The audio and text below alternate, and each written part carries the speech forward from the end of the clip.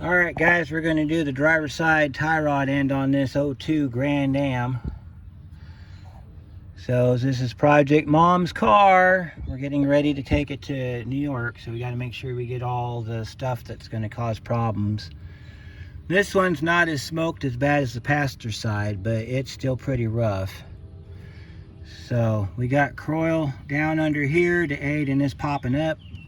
Coil back in here to help get this loosened up. And of course we coiled down there because that's a nylock and they always have problems. So we're going to give that a few minutes to soak in and then we're going to get started. So I'll be back in a minute. Alright, so you want to get started. Get this rolled over as far over as you can get it. Get your wrench up in position. We're going to see if we can get this sucker broke loose. So what I'm going to do is I'm going to sit you kind of back in here where you can see what's going on. You can see the nut right there. We're going to try to break this nut loose, but these can be a real pain sometimes too. So we'll see if we can get it broke free. If we can get it broke free, we'll be in good shape. Oh, yeah, this one's going to be a pain. This is going to be one of the troublesome ones. There we go. It broke free. Now, see, that's as far as I took it, just a little bit. The reason being is because we got to count this. Also, you want to watch this back here, too, this inner tie rod, because you want this nut to roll on its own like this. You don't want it to take the inner tie rod because that's going to screw up your alignment. So, we got that part done. I'm going to scoot over here to where you can see the rest of it. Alright, now we're going to get you in here where all the action is going to happen. Yeah, the OE nut is 18 millimeter. The replacement nut is 19 millimeter. So, I'm sorry for the confusion there. The other side just fell out when I took it apart. So, let's just hope we have the same luck on this side. Get under here like this, get your socket on there and just zip this sucker off. Look at that. Get that up on there. Oh, see, now it wants to spin. So we got to get the, I'll show you how we fix this. If you didn't watch the passenger side video, you'll get the information off of this one.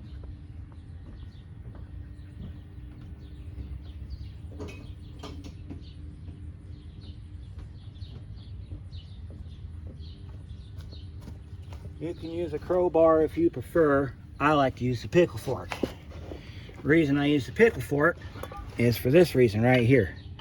You get it down inside here like that, and you can put any kind of tension on it you want. Usually I just get it in there real nice and solid like this and pull down on it, and then I take my ratchet and just get up on it, finish taking the nut off. That's how you do that. Because as old as these are, these nylock nuts, they like to stick towards the end. So that's the best way to do that. Now, don't touch this way this is set right here. Don't touch this, okay?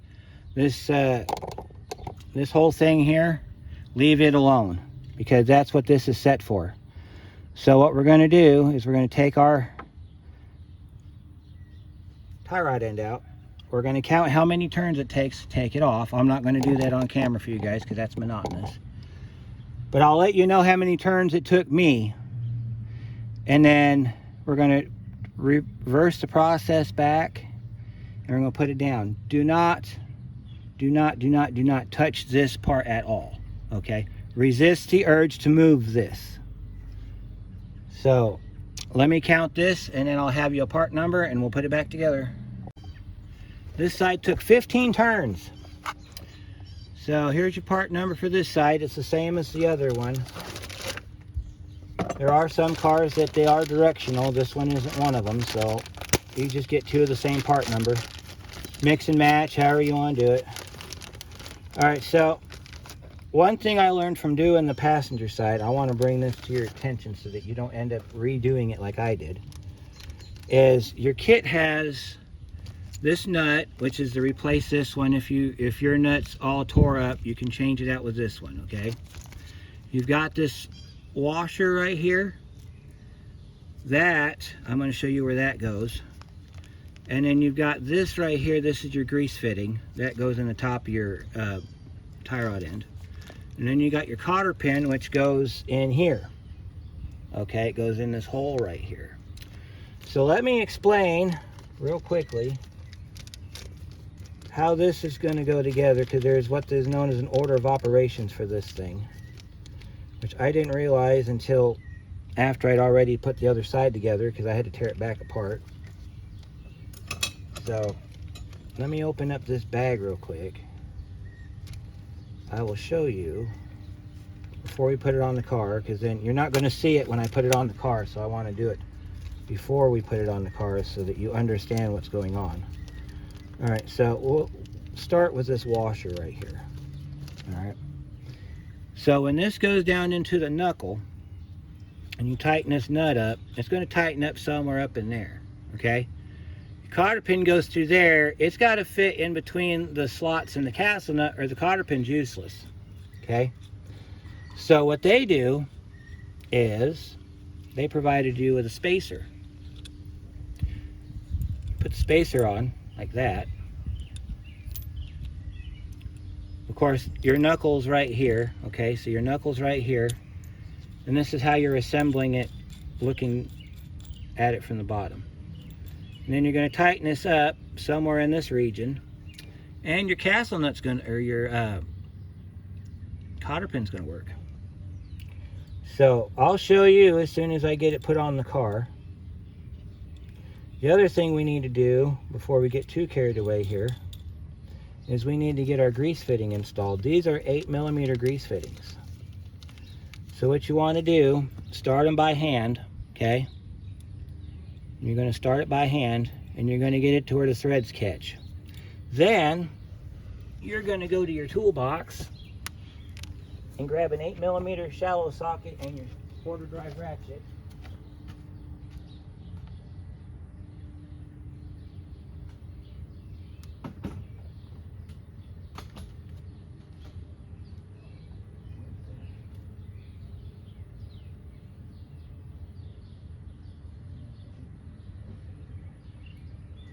Well, my 8 shallow is missing, so I'm going to use the 8 deep. Doesn't matter because it does the same thing. And you're going to tighten this up hand tight. So what you're going to do is you're going to take your socket, you're going to put it like this. And it's going to feel a little stiff to start with because you got new threads. You're going to tighten this down until it stops. Once it stops, you're done. See, it just stopped. And there it is right there. Grease fitting is installed. If you go any further than when it stops, you're going to tear it up. You'll break the grease fitting threads off inside here, then you're tapping it out. And we don't do tapping around here. We just don't like it. We don't find it very, time useful, stuff like that. So here's how you do counting. When it came off, it was facing down, which is going to be the top. So what you got to do is you got to find the threads, and there you'll feel the threads catch, okay? So let me get you in the frame here so you can see what we're doing. So from here you're going to rotate it 1 full turn, and that's 1.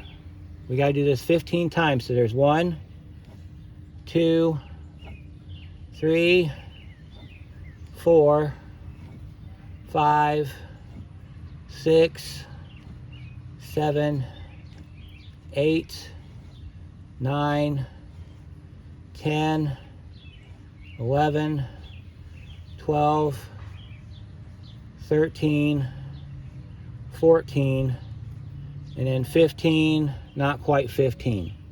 So what we need to do now is we need to back it up to 14 and just leave it, okay? So we're going to bring it over here, and as you can see, it doesn't want to fall into our knuckle. We can't loosen this up any further because it's going to go into some rust and it's going to make this inner tie rod turn. We got a little bit of room we got to get it into, so what we're going to do is we're going to take a socket doing our best not to move this. We're going to take our socket and we're going to push that back like that. And we're going to just kind of move it around a little bit because this joint's brand new, so it's not moving very well. You just want to just easy does it until it falls down in. Like that. Now, if it moves this, that's a whole different story. But you are not to move that. So what we got to do here, because it's going to pull it back through, we got to pull this out just a little bit more. And push it back. And get it lined up to where it falls in the hole. Shouldn't have to smack it with a hammer. Should just drop down in on its own. If that makes noise. So you want to get it to where it falls down in. So if you need to, you can pull this out a little bit. You want it to fall down in on its own. Okay? Then once you got that done, you're going to go ahead and put your flat washer on and then your castle nut, and you're going to run those up to start with. So you got your flat washer and your castle nut down here. We're down here now. Okay, and you get that started, and then you're going to take your ratchet, if you have one around here. If not, you can use your impact. Put your 19mm on your ratchet or your impact and just run it up. There is a torque spec. I don't know what it is. So go ahead and zip this up real quick.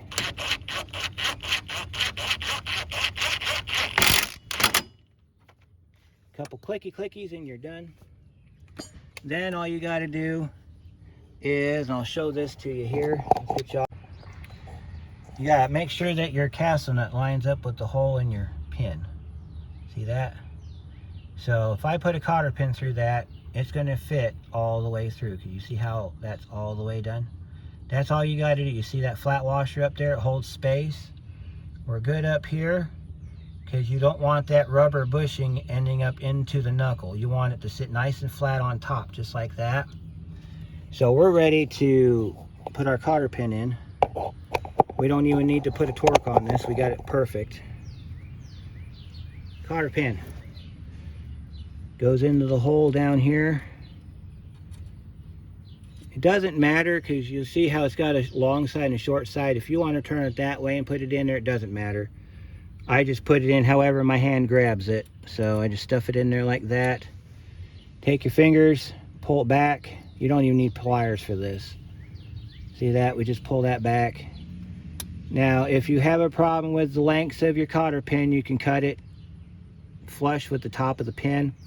If you're like me and don't care, just leave it like that. It's not going to come in contact with anything, so you don't have to worry about it. Now we got to grease our grease fitting. So let me go grab some grease.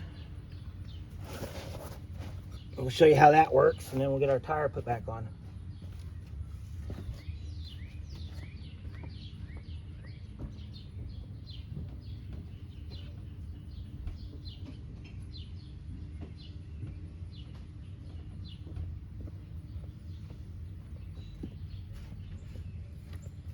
Before we get too carried away, we got to tighten up our jam nut, because otherwise this thing could knock itself out of alignment pretty easily. I don't suspect that ever happening, but so you're going to take your 22mm wrench, and you should have, along with your 22mm wrench, you should have a 13mm wrench. So this is what that's going to be for. So let me get you in position here where you can see what we're doing.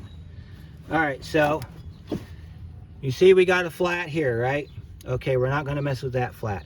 You see we got kind of like a hex pattern on our inner tie rod. Okay, we are going to mess with that. That is a 13mm. Goes like that.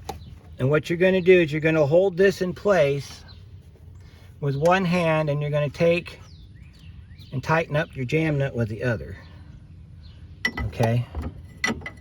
So that's how this is going to work. You're not going to tighten it up too tight. You're just going to put a snug on it.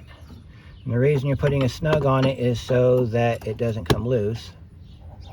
You don't want to make it too tight, because if you have to take this to the alignment shop, they need to get that loose. And they don't appreciate it when you go all He-Man on it. So let's not do that. While we're here, we got our jam nut tightened up, and yes, it turned a little bit more than it should have because we got a different style than the original, so the threads might be slightly different depending on how it was made. So if you do have a little extra turn on your jam nut, that's fine, because what we're going to do is we're going to take it for a drive. We're going to get it up to about 50 mile an hour. We're going to let the wheel go, and if it pulls to one side, we will schedule an appointment for a alignment. If it doesn't pull to one side and it tracks straight, we're good to go. We don't have to worry about it. We did the job right. So fitting, there's your fitting right there.